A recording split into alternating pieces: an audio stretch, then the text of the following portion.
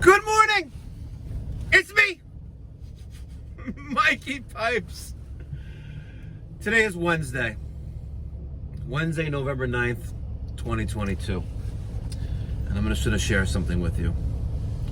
I'm going to share this with you because it's true, right? And that says, get in, loser. We're going losing. It is what it is. But I will not be a sore loser. I just may have to renounce my citizen and move to Malta or Belize and grow my plumbing empire there instead. Or we can go to the land of DeSantis. Florida. Pablo, honey, come to Florida. Or anywhere down south. Or anywhere like South Carolina. Conrad. You watching, Conrad? That may have been the push to get my wife out of New York. Anyway, ladies and gentlemen, today is Wednesday, Hump Day, Wednesday, November 9th, 2022. We're going to a job in Merrick for a YouTube subscriber who's been watching my channel for quite some time. He saw the Honeywell Retrofit from a standing pilot to electronic ignition video, and he wants me to do the same thing for that. So this video is going to be a how-to video on how to convert your standing pilot gas heating system to electronic ignition with the Honeywell Retrofit kit. All right, guys, let's get going.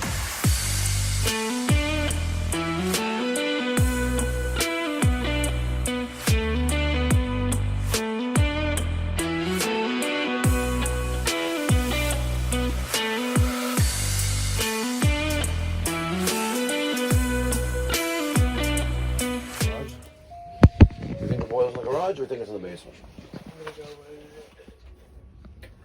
Gonna go with the garage. Gentlemen, Good morning. royalty. Royalty? Who's that? You, Peter? baby. That's Nice me. to meet you, man. My cleaning people are here, so Okay. Is You the know- boiler in the garage or in the basement? it's downstairs. Okay. Of course, right where Yeah. they're working. That's the way it is, time-wise. We're here to convert your boiler from a standing pilot to electronic ignition. Yes, sir. Yes. Part of your Okay. video. Part of your video. Excellent. Don't break your neck yet. No, don't worry, I'm good. So Burnham. Yeah, just to give you, Series 2. Okay. give you a little all right. orientation. We're planning on renovating the second, the main floor with Okay. radiant heat at some point in our life. Very good. So we had this done a while back, not too long. Redmond did it. Okay. So they prepared indirect a- tank, getting ready for the other zone. Very nice. He did all this work, but I called him. I said, Scott, you're out of control. I've been with you 20 years. What's wrong? Well, I thought he was really greedy for a freaking controller and a valve. What do they want to charge you? He was like close to $3,000. No way. I swear to God, 25 plus tax. No way, seriously? I said, Scott. So I called him. I said, Oh Scott. my God, I think I need to raise my prices. No, well, I thought you were going to do that when you saw it, but I was being honest. No, I was So like, I called I didn't him. even see it. I didn't show the price you sent me. So I called Scott. I said, dude, I'm with you 20 years. I recommended like countless people to you. You do my. What was his response? He says, I can't do it for that. That's ridiculous. I said, nice guy, right? I'm a business guy. I own a big company that sells rivets. So I said, You're a riveter. yeah, I said, Scott. You're not a dog. I said, I looked up the Honeywell conversion kit. Yeah. It's about $300, give or take where you buy it, Supply House online. Wherever, yeah. I says, name your price. I says, how much money do you have to make to go down there and do an hour or two of work? Right. Listen, you're a business owner, so you know. So I said, There's a number. I says, you want $1,000 on top of the cost of the materials? I'm okay, He says, I'm not touching the price quote. He goes, I got insurance to pay, guys to pay. I'm like, dude, you did. Instead of putting in a boiler for $1,500, he sold me into this shit for $10,000. This is all $10,000? About 10. All right, so this is all $10,000. How does he justify $3,000 for a? I'm not. I don't usually talk about pricing, especially because we're recording. Right. I don't understand how you justify a $3,000 price for a $300 worth of material, right? But $10,000 for a boiler. Realistically, I would this charge. was here. Oh, The Burnham is already part of like when you get the free boiler, whatever Yes. they did years ago. The only thing he put in was the indirect and the plumbing.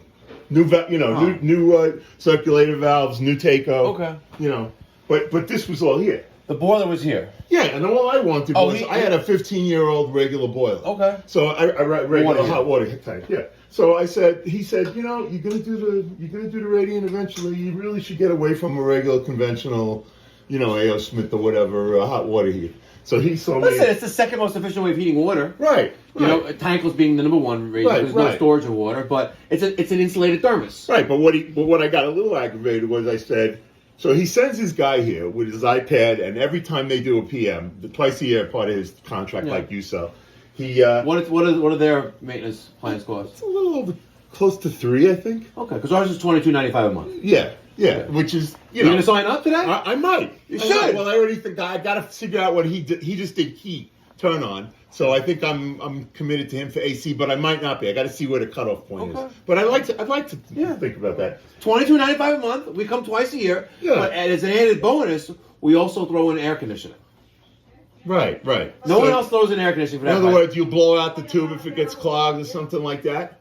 No, we'll come once a year for a tune-up on up to 2 central air systems, right? So I only got one, but yeah. Right, up to 2, but listen, I'm just throwing it in as an added bonus. Right. I don't just want your heating system. If you have central air conditioning, I want that too. Oh well, his deal is twice a year, heating AC. Okay. So he calls you in. He calls you in April around April, May to do the AC, and then he just did. So we'll come twice a year at no charge to you whatsoever, and we'll perform a tune-up on the heating equipment during the fall and the air conditioning during the spring. Any repairs you need throughout the year, you're not paying any trip charges, you're not paying any diagnostics, you're just paying a discounted rate on labor and a discounted rate on any parts. But if you need a part replaced while we're there, you're not paying for labor. Right. While we're there for a tune-up. Right. So it's actually a win-win. But I want to capture more because I have a lot of customers that we do their plumbing, but we don't do their air conditioning. Oh, really? Or we do their air conditioning, we don't do their plumbing or heating. So he told me. All right. Now we got all the logistics out of the way. We got to burn them 206. This is from May of 2003. This is 164,000 BTUs. Quick little component overview. Inside the boiler vestibule, after the front cover is removed, this is high temperature aquastat. We have it set to 180 degrees. This is a primary safety device. It's wired into the burner circuit, and it will turn off the burner when it reaches 180 degrees. So this is very important. If this is too high or too low, the boiler is not going to perform properly. Opposite the high temperature aquastat, we have a tridecator gauge. Tridecator because altitude, pressure, and temperature is present there. And we have an indicator needle where you can set it to. Right now, our temperature of the boiler is 140 degrees, and our pressure looks to be around 10 psi. Below the aquastat, or high temperature limit control, we have the fan center relay. This is the 24-volt transformer. This is the thermostat relay, okay? The coil itself. Let's turn the power off. Boom. This is a 24-volt standing pilot gas valve, model VR 8200. And right below that, in that far corner, attached to the plate that's holding back flame, that is your rollout switch. Picture, that is your spill switch. Exhaust gases spilling out, flames rolling out. So remember that. Rolling out flames, spilling out combustion gases. This is your 30 psi relief valve for pressure only, unlike the one on a water heater, which is up there in the top. That's temperature and pressure, also known in the plumbing world as a 100 XL. This is a 110 volt low water cutoff. We have, and that's it for that. I just want to go over the electrical components. Above the diverter of the flue, we have our automatic vent damper, which right now looks like it's in the open position, probably because it is in, wow, bypassed? Yes. No, it's still wired in there. Interesting. Why is it was opened and the boiler was not on? Interesting. Maybe it's dead. So we are going to take out the standing pilot gas valve and the thermocouple, and we're going to install the Honeywell. Where is it? Right here. This is the Y8610U, and this one does up to 150,000 BTUs. The boiler is 164,000. This is half inch. Interesting. Well, that's because it's net and gross. Okay, this is perfectly acceptable. No, I don't need this one. Take that one away. Okay. I'm going to start taking out the burners, but we're also going to remove the thermocouple. Right? And I have a flare wrench that is 3/8 and 7/16. I'll put a link in the description box down below if you want to support the channel, not only by subscribing and also liking and commenting on the video. If you purchase anything on Amazon, anything, if you click on my link for this tool, I get a small proceed of that. Small proceed, kind of like an affiliate commission. So if you're going to buy something on Amazon, especially like this wrench I just showed you, click on the link down in the description box down below. I would really appreciate it. Okay, I removed the front cover of the combustion chamber, which contains, what is this, ladies and gentlemen? The, Peter? Rollout switch. What is this one called? Spill switch. Very good. Very good. Let's keep removing the rest of the burner tubes. Before we put them back in, we're going to wipe them down with a oiled rag. I like using an oiled rag. It helps act as a rust prohibitor. All right, and last but not least is the main burner. Okay, let's see if I can get this out in there.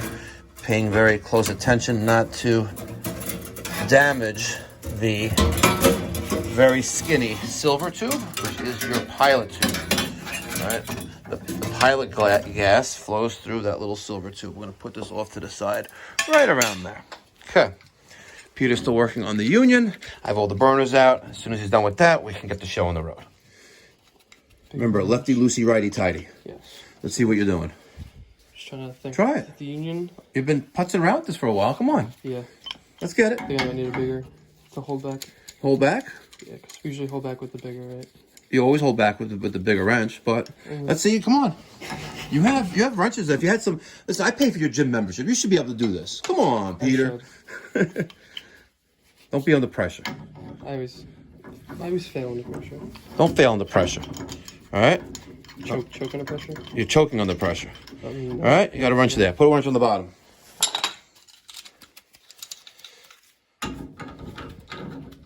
Okay? Now, take the other one, because you don't need two pole locks to turn it. Okay, now go. Come on. Come on, there you go. Look at that. See, you said you needed a bigger wrench. It's all about the leverage, Peter. Yep.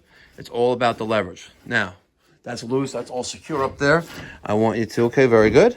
Spin this nipple off. Do the same principle. Same way you did it before.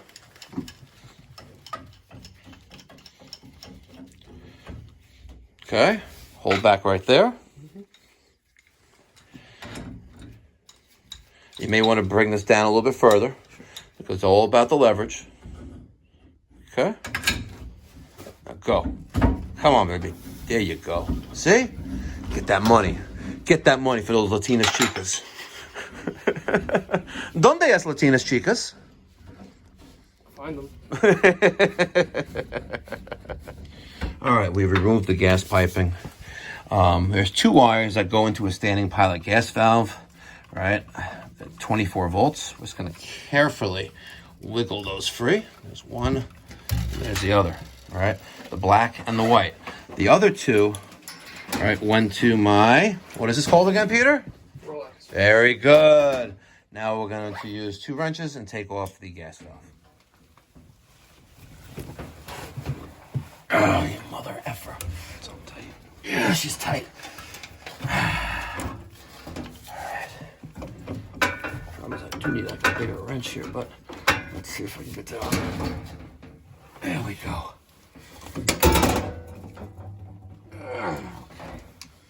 There we go. Okay, when we remove the valve, I want you to pay very close attention to this. You're going to notice that there's an arrow. Where's the arrow? There's the arrow. See the arrow? That indicates direction of flow. Gas is coming from the left to right, right? Gas is coming in from our gas supply and going into the burner tray. The burner train, sorry. Okay? So now that that's out, we're going to take some pipe dope. I like using Pro Dope, a Hercules company. Okay? We're just going to apply a nice amount to the clean threads of the burner train. Right like that, okay? Now, we're gonna open up our gas control box, which I already took it out already. This is actually up here, okay? And also we're gonna pay very close attention to the direction of flow. There's our arrow. We have a little plug there to protect the threads. There is the pilot tubing nut and ferrule. You notice it's a different size. And there's gas inlet. There's these 4 screws right here that you can use. See this little doodad right here? This is an adapter that attaches to the inlet or the outlet side to make this 3/4 either side. You only get one of them, all right? Gotcha. So if I needed to make this 3/4, I can use this adapter with the provided screws and the Allen key to secure that on there. Okay. It's going to increase the width of the gas valve, but we'll still be able to use the gas valve. Okay. So now paying a close direction to the direction of flow, we're going to put that onto the inlet side of the gas train and then secure. All right, the gas valve is now secure. We have our long 1/2-inch nipple with the 1 by 1/2-inch T with drip leg. We're going to secure that. Keep spinning that around. And then we'll connect to our gas and we'll test for leaks. Here's the burner tube with the pilot assembly, which contains the thermocouple, the pilot burner tubing. We're going to remove the thermocouple like this. Okay. I'm going to put that off to the side.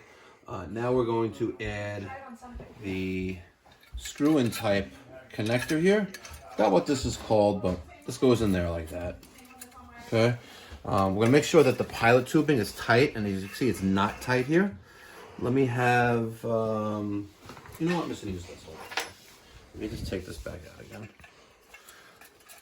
I'm not going to be able to get that wrench in there, so I'm just going to use spare pliers just to tighten that back in there. Okay, so that's good. Now, I'm going to screw this back in like this. Okay. Next, we're going to take this doodad, right? This is our, I forgot what it's called. It's going to go in there like that, all the way in. Okay. And next, we're going to take this little electrode doodad, and then I'm going to realize this is where I kind of messed up a little bit, I think. Hold on. This has got to, this slides over here. Yep, this slides over that, like that. This goes there. See, uncut, unedited, raw. All right, so that's going to go in there like that.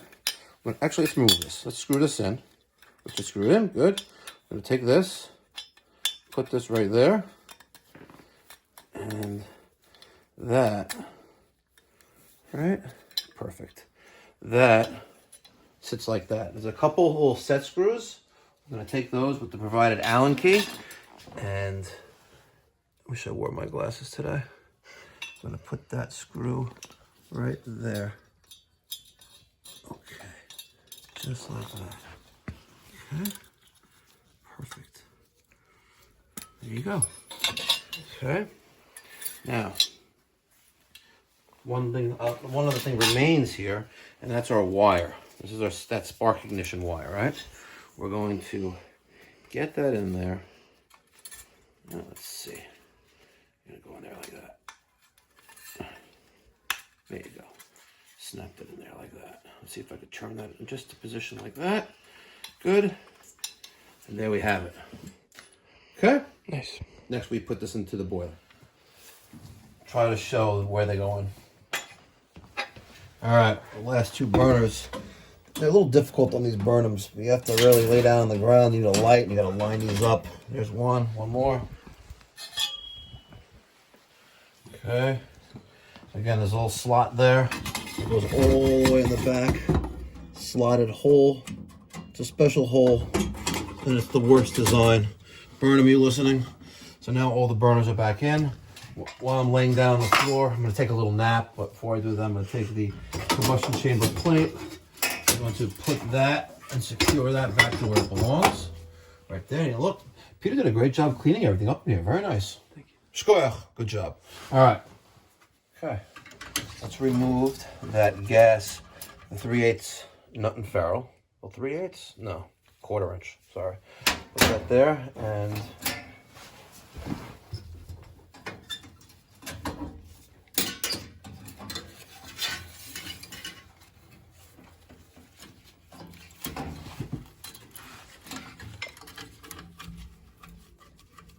okay, one thing about working with these brass gas fittings, going into cast aluminum, you want it to go in freely. It's kind of like a nut and ferrule with plumbing, you know, a 3/8 riser. If it goes on freely, your dead center is where you need to be. If you can't get it on by fingers and make it like finger tight, you're doing something wrong, you're off. Don't use a wrench on it because you're going to cross thread something. You're not going to be happy because you're going to have leaks, and then you're going to end up replacing the gas valve. You're not going to be able to retap it. All right, so we're going to use our little 7/16 side of our 7/16 and 3/8 flare wrench. Make that nice and tight. I'm sure there's a torque pounds per a torque specification for that, but whatever. We're gonna just try to make this nice and neat as possible, so it stays behind the door like that. Good. Okay. Again, if I was replacing the tubing, it would look very nice. Okay. We have to connect our wiring. So we have this pink and the black. That's gonna go back onto my roll-out switch, right? Pink and the black. And the position doesn't matter, right? It doesn't matter because it's a switch, all right? The only two wires that remain are my black and yellow. We're essentially done with the gas piping, gas control, and pilot, which no longer exists. Now we're going to take our electronic ignition module, which is in that box. Grab that box. Grab the wiring harness that's right there too. Okay. And then we're going to mount the electronic ignition module, the S8610U. We're going to mount that. I'm going to put that right up here. Right. Keep in mind, I am limited by distance with my spark ignition wire, so we're probably going to end up putting it right around here. Okay, so, and one thing to remember, it never gets orientated or installed in this position. This is the preferred installation position, kind of like this. This is the preferred in the manual vertical installation method, and that is not.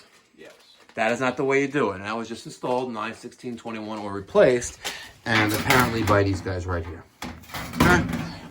If the owner is watching, teach your men never to install an expansion tank like that unless you like job security. But you're doing the customer a disservice by not reading directions and not installing an installed specification orientation. All right, the electronic ignition module is now mounted. It wasn't centered, so I had to skip that screw, but wiring is pretty simple and they're labeled. The red is PV, the white is MVPV, the blue is PV, the green is ground. Real quick, MV, main valve, PV, pilot valve, MVPV, main valve, pilot valve together, and GRD, or GND is ground. Ground, PV, MVPV, PV. MV, sorry. So PV, MVPV, MV. Down there, and everything's labeled. Even the wirings themselves. You see, they're labeled, which is really nice. And that leaves us with two more wires: the black and the orange. I like to just cut these. We'll take our little snips or needle nose, and Peter just cut those black and orange wire out of the way.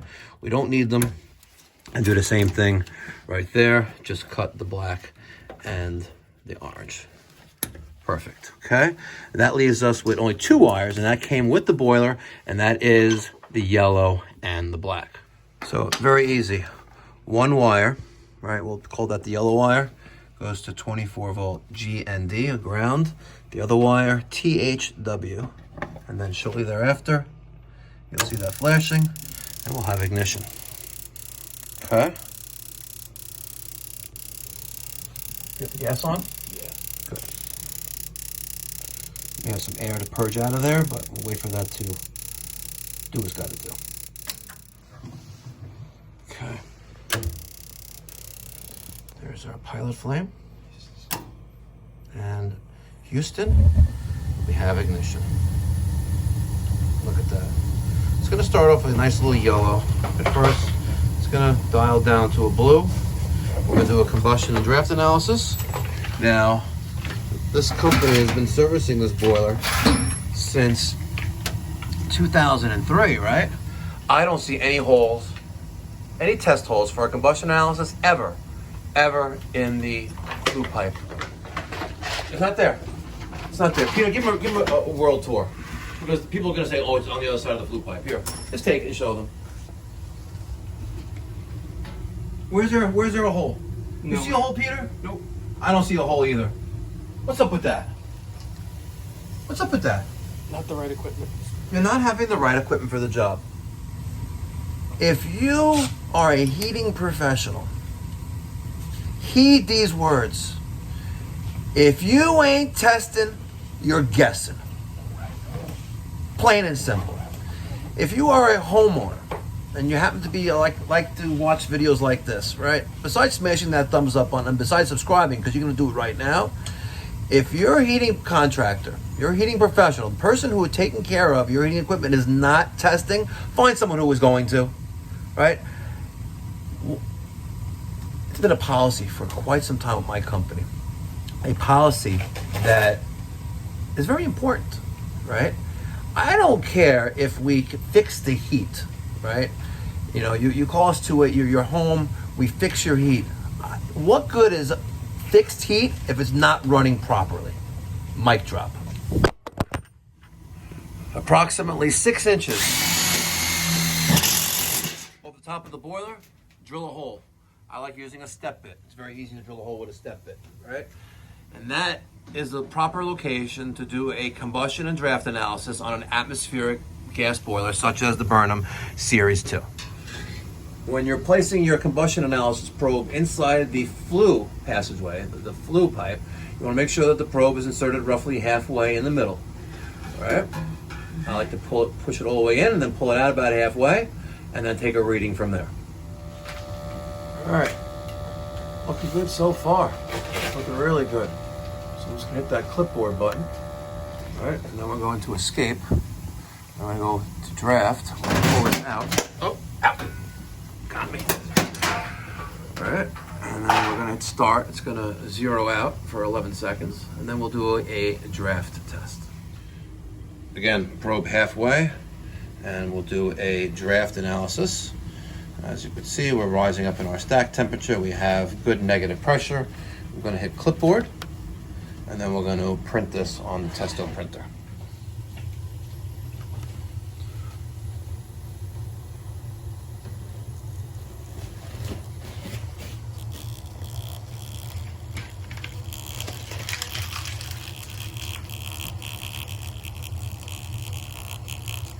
Very nice. Very nice. There's one guy showing how to change a thermocouple. He really shouldn't be putting it on. What's his name? You know what I mean? He's just some a Latino accented guy, home guy, not a trades guy. Oh, and it's because there's a very good plumber out in Massachusetts.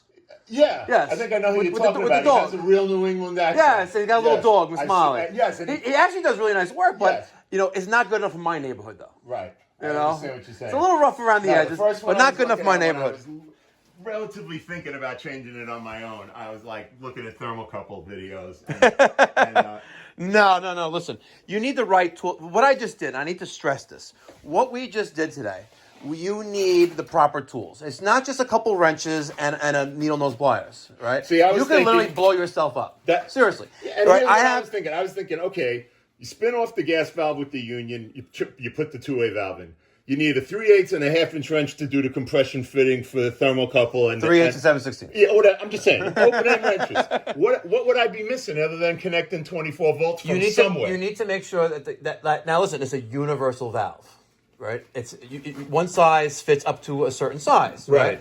It's like flexible, like a FlexFit hat, like these, which are available on the description box down below. They're $35 each, embroidered. See, it's a nice FlexFit, very nice hat, right? Nice hat. It looks really nice, and it's not a cheap one. And it's not a cheap hat, right? But it's a flexible hat, so it'll fit multiple size heads. It won't fit Daniel's head because he has a small head. Right. That's what Brianna told me. That's great. But when we put in a universal valve, there's even one component that I did not show even on this video. and that is modifying gas pressure of the valve, right, with a manometer, a gas pressure tool. I know what you're talking I showed a combustion analysis because now you have a hole there, and I have the printout proudly displayed right there because we ran out of little baggies. Right. But there's certain things that just you don't need to show.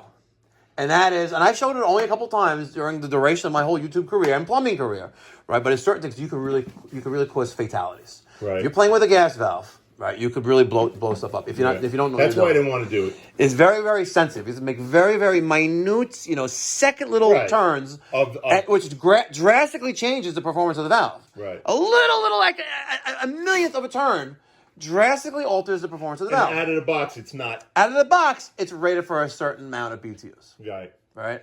So it's a good thing you called him professional. And don't forget our $29.95 a month. You're the best. You're the best. All right, so what? Remember, ladies and gentlemen, I'm a licensed professional. If you're not licensed and you're not a professional, well, you should be both. Do not attempt to do what I just did at home. Do not attempt to do it. You risk blowing yourself up, blowing your family up, and blowing your house up as well. And it's not going to be good. It'll be no bueno, no bueno. But if you are looking to convert your standing pilot gas-fired boiler, call a heating professional. Open up the phone book, Google it, or if I'm in your service territory, we're based in Valley Stream, New York, which is on Long Island in Nassau County. Give me a buzz. My phone number is 516-348-6300. If you have any questions or you want to further strengthen and develop your business relationships with your clients, I have consultations are available. Email me, mike@mikeypipes.com. Thank you so much for watching. Until next time, be well, God bless, stay safe, and God bless America.